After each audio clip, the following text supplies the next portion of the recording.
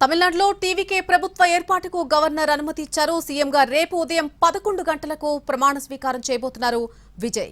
గవర్నర్తో 20 నిమిషాల పాటు విజయ్ భేటీ అయ్యారు. కాంగ్రెస్, వామపక్షాలు, వీసీకే, ఐయుఎంఎల్ మద్దతు లేఖలను గవర్నర్కు అందజేశారు. ప్రభుత్వ ఏర్పాటుకు అవసరమైనటువంటి మెజారిటీ ఉందని వెంటనే ప్రభుత్వ ఏర్పాటుకు ఆహ్వానించాలని కోరారు.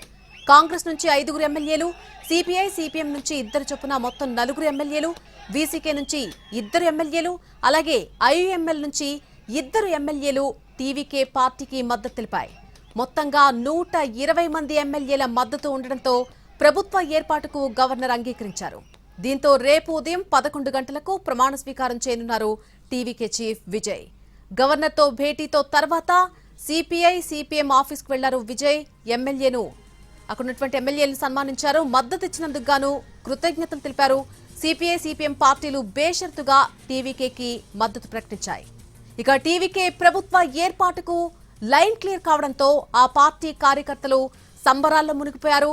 స్వీట్లు పంచుకుంటూ టపాసులు కాలుస్తూ తమ ఆనందాన్ని వ్యక్తం చేస్తున్నారు టీవీకే కార్యకర్తలు.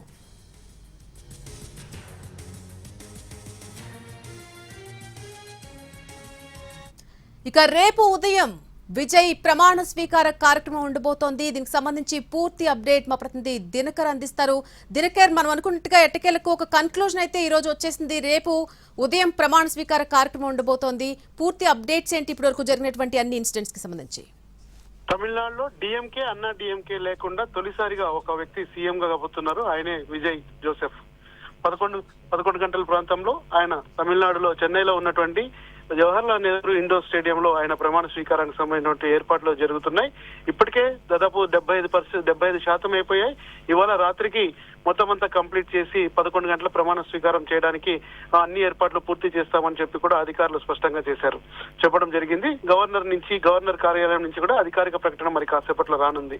అయితే విజయ్ ఒకరే చేస్తారా, విజయ్ తో పాటు మంత్రులు ఎవరెవరు చేస్తారన్న దానికి సంబంధించి గవర్నర్ కార్యాలయమే అధికారికంగా ప్రకటన చేస్తామని చెప్పిన నేపథ్యంలో విజయ్ గవర్నర్ కి ఏం చెప్పారన్న దానికి సంబంధించి కూడా ఇంకా ఆ లేఖను బట్టి ఉంటుంది.